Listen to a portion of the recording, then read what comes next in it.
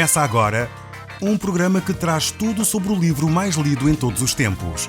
Apresentamos O Som do Livro.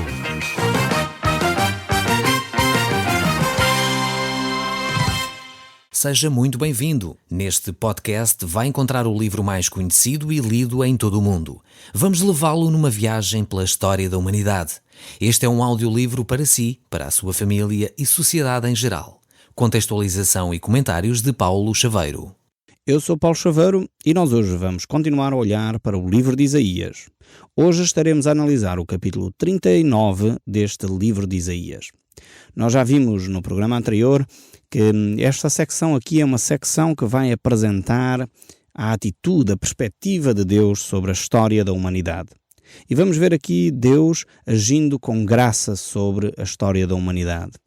Quando nós entendemos o coração de Deus, quando nós percebemos que a atitude que Deus tem para com o homem é uma atitude de amor, provavelmente as coisas que ocorrem na nossa vida, no nosso dia-a-dia, que nós não compreendemos, pelo menos nós vamos ficar com a ideia, ok, Deus me ama, eu não percebo o que está a acontecer, mas provavelmente haverá uma boa razão para que isto tenha acontecido. Quando nós temos dúvidas sobre o caráter de alguém, e se uma coisa nos acontece, nós suspeitamos mal dessa pessoa. Quando nós conhecemos o caráter dessa pessoa e sabemos que ela é amorosa, graciosa, bondosa, e nos acontece alguma coisa de errado, nós podemos pensar, bem, esta situação ocorreu, mas provavelmente há uma boa explicação para que ela tenha ocorrido. E é exatamente isso que vai acontecer aqui no livro de Isaías, nesta secção. Deus vai apresentar a perspectiva divina sobre acontecimentos reais, sobre acontecimentos que estavam realmente a transformar o tecido social daquela época. Estávamos a ver as grandes transformações políticas, as grandes transformações dos grandes impérios da altura, a Síria ser transferida, o poderio da Síria para a Babilónia, e isso estava a acontecer naqueles dias, nos dias de Ezequias. E vemos as razões por que Deus age dessa forma. Vemos no fundo o cenário a ser transformado na perspectiva divina. No capítulo 38, só fazendo uma pequena introdução para depois entrarmos no capítulo 39, vemos como Deus opera um milagre poderosíssimo na vida de Ezequias. E com este milagre poderosíssimo, Deus vai operar uma série de outros que seriam milagres colaterais, milagres que têm a ver com este primeiro, que é a cura de Ezequias. Ele estava às portas da morte. E Ezequias orou, chorou diante de Deus, derramou o seu coração, fez de facto mostrar a Deus a sua tristeza diante desse fenómeno, desse facto, e Deus reconsidera, podemos usar esta linguagem, e diz, ok, não vais morrer agora, vou-te dar mais 15 anos e vou-te dar provas disso. Vou-te livrar das mãos da Assíria e vou também fazer uma outra coisa, para que tu acredites realmente que fui eu que fiz isto. Então vou fazer retroceder a refração do sol, a sombra, 10 graus no relógio de Acaz. E aqui estamos a falar de cerca de 45 minutos. Poderíamos dizer que esta foi a primeira máquina do tempo, recuou o tempo 45 minutos. E de facto, Deus operou estes milagres todos ali naquele momento para manifestar o seu amor, a sua graça para com Ezequias. E é este Deus tão bondoso que nós muitas vezes não conhecemos. Nós desconhecemos Deus. Muitas vezes foi-nos transmitido um Deus severo, um Deus que só vem para castigar. Deus é assim quando nós nos portamos mal, é como um pai. Um pai não é mau por si mesmo, um pai quer ver o melhor para os seus filhos. Mas quando os filhos constantemente estão a meter-se em sarilhos, a fazer coisas erradas, têm que ser corrigidos constantemente. Porquê? Porque o pai é mau? Não, porque o pai ama os filhos. E é por isso que os pais corrigem os filhos. E então vemos aqui que Deus estava a agir na vida de Ezequias, estava a agir no povo de Israel, e muitas vezes este conceito de um Deus terrível é-nos passado por alguém e nós ficamos só com essa perspectiva de Deus. Deus não é assim. Deus de facto é um Deus bondoso, um Deus que age. É verdade que Deus não é o Pai Natal, não confundamos. Deus não é aquele ser que nós podemos espezinhar e fazer o que apetecemos com ele, e ele tem sempre que nos amar sem nos corrigir. Não, Deus vai corrigir. Deus não vai permitir que o homem faça as coisas a seu bel prazer, inclusive a que se autodestrua. Não, a certa altura Deus vai pôr os pontos nos is. A certa altura Deus vai dizer basta. A certa altura Deus vai dizer chega. E nós temos que ter atenção à forma como conduzimos a nossa vida. Mas Deus, de forma alguma, é um Deus mal disposto, um Deus que acorda, enfim, com os pés destapados e agora vou fazer umas quantas travessuras aos seres humanos. Não é esta a ideia de Deus. Na Bíblia nós encontramos um Deus carinhoso, um Deus amoroso, um Deus bondoso, um Deus que se quer relacionar connosco. E é isso que ele transmite aqui nas páginas deste livro de Isaías. Nós estamos então no capítulo 39, no verso 1. E diz assim o texto bíblico: Naquele tempo, Merodach-Baladã, filho de Baladã, rei da Babilônia, enviou cartas e um presente a Ezequias, porque soube que este estivera doente e já tinha sido convalescido. Aqui temos, de facto, um episódio. Agora vamos entrar numa outra fase da vida de Ezequias. No último programa eu disse que provavelmente Ezequias não percebeu os milagres que ocorreram à sua volta.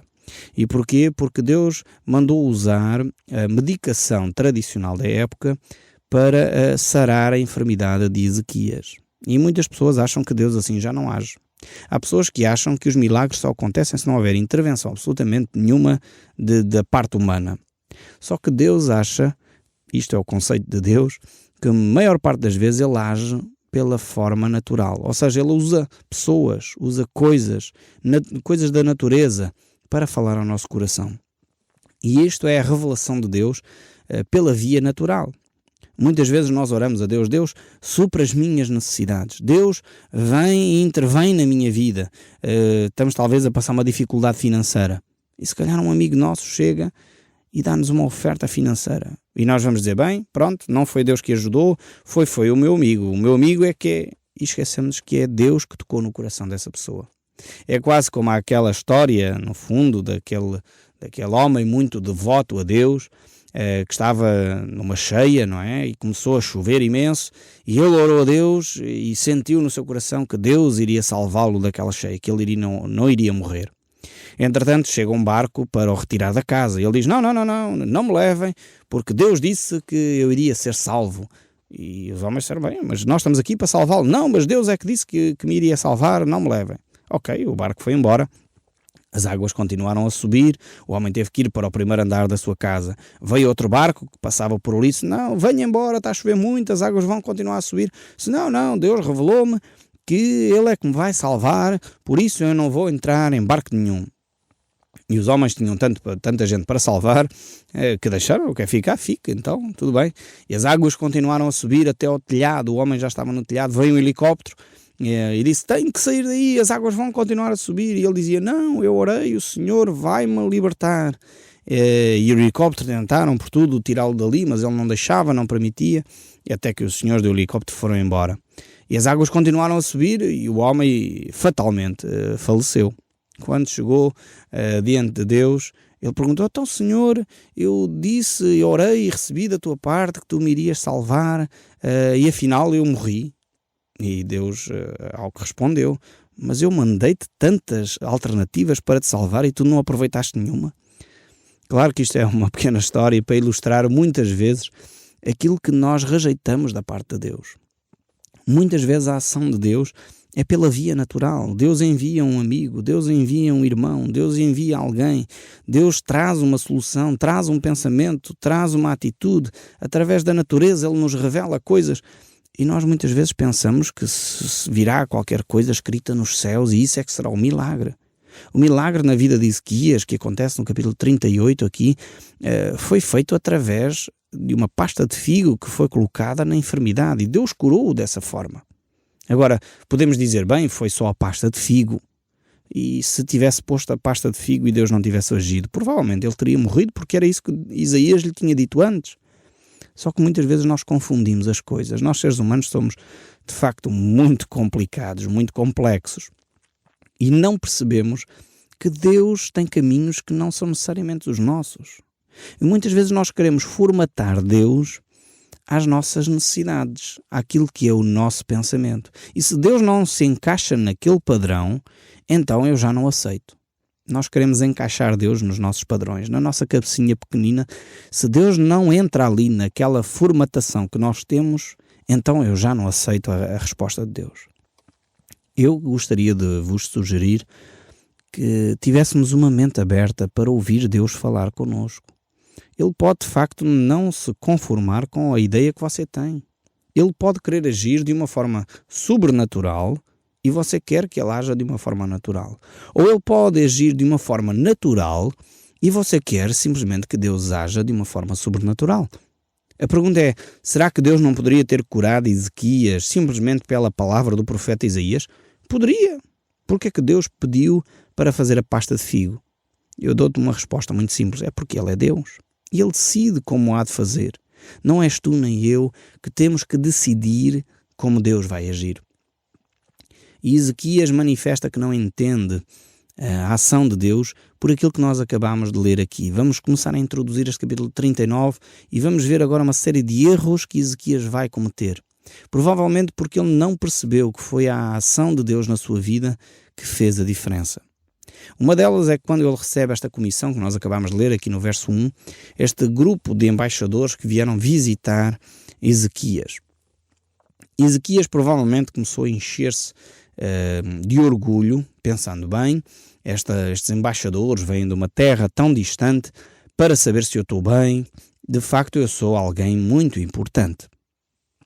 E vejamos então aqui o verso 2 deste capítulo 39 do livro de Isaías. Diz assim: Ezequias se agradou disso e mostrou aos mensageiros a casa do tesouro, a prata, o ouro, as especiarias, os óleos finos, todo o seu arsenal e tudo quanto se achava nos seus tesouros. Nenhuma coisa houve em sua casa, nem em todo o seu domínio, que Ezequias não lhes mostrasse.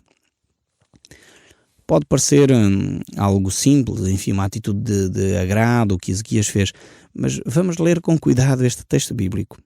Primeiro, Ezequias então recebe uma comissão, recebe um grupo de embaixadores que vem felicitá-lo pelas suas melhoras. Ele fica vaidoso, ficou agradado com isso, e quem não ficaria, como é óbvio, e ele esqueceu-se de uma coisa muito simples. Primeira é que foi Deus que curou Ezequias da doença que ele tinha.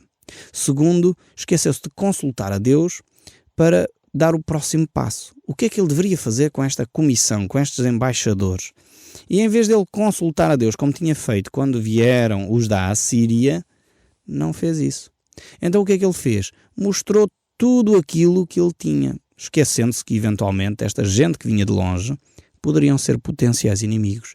Estamos a falar numa situação onde a guerra dos impérios acontecia constantemente. E aqui ele mostrou todas as suas riquezas, mostrou tudo aquilo que ele tinha, mostrou todo o seu armamento e, de alguma forma, baixou as defesas. E ele fez isto sem consultar a Deus. Quantos erros nós cometemos porque simplesmente nos esquecemos de consultar a Deus? Muitas vezes vemos uma pessoa de cara simpática e ficamos logo, enfim, satisfeitos com aquela situação. A pessoa faz-nos 1 ou 2 elogios e nós achamos que aquilo já está tudo certo, ficamos tão orgulhosos e tão enchados a pensar, bem, eu sou de facto especial, eu sou fantástico, e desarmamos. Deixamos que o orgulho tome conta do nosso ser, deixamos que a inveja inunde o nosso coração e começamos a desarmar, começamos a dar passos no sentido de fazer aquilo que é contrário à vontade de Deus. E aqui Ezequias parece que teve uma atitude relativamente simples, mas esta atitude teve consequências terríveis. Ele foi mostrar toda a sua riqueza que o rei Davi e Salomão tinham conquistado, e nós vemos que de facto eram imensas. Podemos confirmar isso no livro de Crônicas, no capítulo 32, no verso 27, que diz: teve Ezequias riquezas e glória em grande abundância. Proveu-se de tesourarias para prata, ouro, pedras preciosas, especiarias, escudos e toda a sorte de objetos desejáveis. Também proveu-se de armazéns para as colheitas de cereal, de vinhos e de azeite, e de estrebarias para toda a espécie de animais e de redios para os rebanhos. Vemos que, segundo a Crônicas, de facto, mostra que Ezequias era um rei ainda abastado, apesar de tudo. Judá ainda era um reino bastante rico. E provavelmente esta atitude subiu-lhe ao coração, esta atitude de Deus lhe ter dado mais 15 anos subiu-lhe ao coração. Provavelmente pensou que afinal com uma pasta de figo ele teria resolvido os problemas, a medicação era mais que suficiente, e esqueceu-se que foi Deus quem fez as coisas. E ele talvez não tirou as lições convenientes para a sua vida. Não percebeu que ele deveria continuar a consultar Deus como tinha feito até ali. E esta é uma grande lição que nós podemos retirar para nós. É que nem sempre Satanás se apresenta com uma atitude de alguém que vem nos conquistar, como aconteceu com o rei da Assíria. O rei da Assíria chegou a Jerusalém, ali com os seus exércitos, e estava pronto para entrar na cidade. Aí Ezequias percebeu que isto era uma cilada, orou e buscou ao Senhor. Mas quando o rei da Babilónia envia embaixadores com o mesmo objetivo, mas com uma atitude mais subtil, com uma atitude de elogio, com uma atitude de preocupação, Ezequias desarmou. Achou que aquilo não era cilada nenhuma, achou que aquilo era tranquilo da vida e por isso abriu todo o seu coração, abriu todos os seus tesouros e deixou de facto que eles percebessem quais eram as suas fraquezas. Nós temos que aprender com a história. Não quer dizer que vamos andar desconfiados toda a vida, não é isto. Mas temos que consultar o Senhor. A lição é esta, não é andar desconfiado a vida inteira, mas é buscar a Deus, consultar a Deus, ouvir a voz de Deus em todos os momentos. Nos momentos difíceis de tensão, mas nos momentos também de alegria, nos momentos em que nos regozijamos, nos momentos em que nos elogiam. Alguém disse um dia que para provar o coração de uma pessoa, nós precisamos é de lhe dar responsabilidades. E na medida em que a pessoa reage a essas responsabilidades, nós verificamos o seu coração. Uma pessoa que é colocada num papel de destaque, num lugar de chefia, e logo muda as suas reações, o seu coração revela aquilo que ele é na realidade. Quem sabe lidar com a liderança e manifesta um coração humilde, então ele de facto é uma pessoa humilde. Uma pessoa que é colocada numa posição de responsabilidade e rapidamente começa-se a orgulhar, a achar que pode espezinhar os outros, maltratar os outros, simplesmente porque tem uma posição de relevo, então de facto essa pessoa não mereceria estar nesse lugar. Precisamos de aprender a lidar com as várias situações e precisamos de entender também que Satanás, que é o nosso adversário, ele coloca ciladas e a Bíblia diz que elas são astutas. Não caiamos no erro de pensar que as ciladas que Satanás nos coloca são todas descaradas, como foram aquelas que a Assíria apresentou. Há ciladas que são como estas aqui, que os embaixadores da Babilónia trouxeram. Fizeram elogios e Ezequias caiu logo nesta armadilha. Vejamos então aquilo que Deus faz. No verso 3, capítulo 39, Isaías então vem e fala com o rei Ezequias e diz-lhe: que foi que aqueles homens disseram e de onde vieram a ti? Respondeu Ezequias: vieram de uma terra longínqua, vieram a mim da Babilónia. Ezequias estava convencido que, como eles vinham de uma terra distante, já não havia perigo algum. Então disse Isaías a Ezequias: ouve a palavra do Senhor, o Deus dos exércitos. Eis que virão dias em que tudo quanto houve em tua casa, com o que entesouraram os teus pais, até hoje, o dia de hoje, será levado para a Babilónia. Não ficará coisa alguma, disse o Senhor. Vemos aqui que realmente Ezequias não tinha percebido como é que as coisas funcionam. Ele tinha visto milagres acontecerem na sua vida, coisas de uma natureza extraordinária, mas mesmo assim Ezequias não percebe que as suas atitudes tinham consequências para os seus filhos, para os seus netos. E o mais triste ainda é que Ezequias é tão egoísta que ele nem se importa com as consequências para os seus filhos e para os seus netos. Eu creio que isto mais uma vez nos deve levar a uma reflexão séria. Nós deveríamos ter uma atitude em que deveríamos ter essa preocupação para com os nossos descendentes. E quando eu falo nisto, falo acerca de atitudes às vezes simples do nosso dia-a-dia. Não só a escolha de valores que nós temos, aquilo que nós escolhemos fazer hoje, as leis que nós propomos aprovar hoje, terão consequências diretas na educação dos nossos filhos e dos nossos netos. E é triste ver que às vezes aqueles que promovem determinadas leis não veem as implicações a médio e longo prazo. O nosso país está cada vez com uma taxa de natalidade mais baixa. Claro está que o Ministro das Finanças já percebeu isto, que isto vai ter um problema terrível na segurança social quando não tivermos ninguém para sustentar as pessoas idosas que chegam à reforma, porque temos uma população cada vez mais idosa e cada vez menos gente para trabalhar. Mas as pessoas não percebem que ao promoverem leis contrárias à vida, ao promoverem leis que vão contra a família, estão a prejudicar a sustentabilidade de um povo. E isto é triste. São atitudes muitas vezes eleitoralistas, atitudes imediatas que não têm em consideração os filhos e os netos. Mas nós também, como particulares, não só falando do Estado, não só falando das lideranças, nós como seres individuais, quando não tomamos cuidado, por exemplo, com a natureza, quando emitimos gases desnecessariamente através da utilização dos nossos carros, por exemplo, isso vai provocar o tal chamado aquecimento global, que hoje os cientistas estão extremamente preocupados.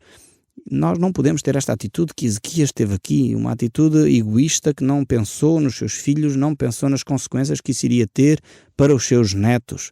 Nós precisamos, de facto, de ter uma atitude cuidadosa para com a natureza, precisamos de ter uma atitude cuidadosa para com os valores da vida. Precisamos ter uma atitude, no fundo, que permeie, que venha à tona os valores cristãos.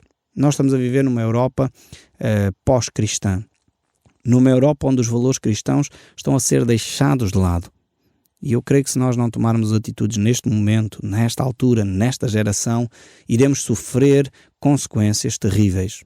Hoje já se começa a sentir essas consequências com atentados terroristas por toda a Europa, em situações que muitos de nós pensávamos que seriam naturais, normais, estarmos a viver tranquilamente, e verificamos que os valores começam a ser pervertidos. Pessoas em nome de religiões vêm e maltratam e matam, pessoas colocam bombas aqui e ali. E isto tem a ver com opções de vida que nós vamos tomando. Quando nós achamos que a vida espiritual não é importante, quando nós achamos que os valores cristãos não são importantes, outras pessoas com outros valores, com outras tendências, vão trazê-las para a nossa sociedade. E nós teremos dificuldades em impor as nossas convicções. Porquê? Porque nós muitas vezes já não temos convicções nesta área. Precisamos de resgatar a vida espiritual para o centro da nossa existência, para o centro da nossa vivência, percebendo que a nossa espiritualidade influencia tudo aquilo que nós somos. Há poucos dias estava a ouvir um programa de rádio e achei curioso, essa pessoa, não fixei o nome da pessoa, nem em que programa é que ele estava, mas ele dizia a certa altura, é curioso que o nosso Estado se identifica maioritariamente católico, mas é um Estado onde a corrupção permeia todas as vertentes da vida. É curioso, e ele ia dizendo uma série de curiosidades pelo facto de, no fundo, nós dizermos que somos cristãos, maioritariamente, mas o nosso país tem traços de pessoas que de facto não vivem os princípios cristãos. O que é que se passa connosco? Precisamos de mudar a nossa espiritualidade.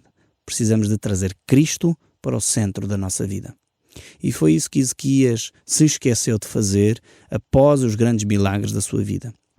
E eu espero sinceramente que, ao Deus tocar o seu coração, você não despreze aquilo que Deus está a querer fazer na sua vida, na sua família e na nossa sociedade. O Som do Livro, uma produção da Rádio Transmundial de Portugal.